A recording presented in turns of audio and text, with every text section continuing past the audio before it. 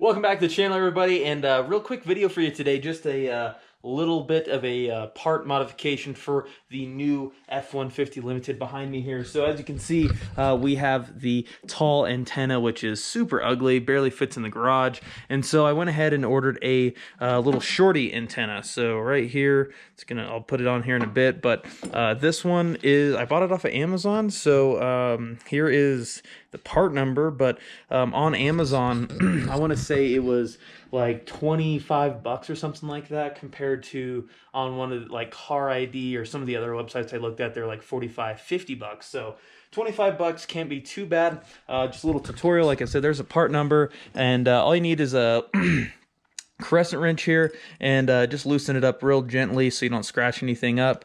I have it loosened up enough to where we can just hand loosen it the rest of the way. So there you see is what the stock one looks like. And once you have your new one, real short and easy.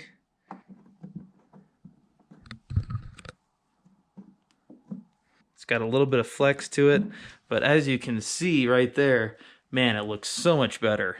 Move this out of the way. Awesome. Significantly better looking than the stock one. Let me get a view from back here so you can kind of see it.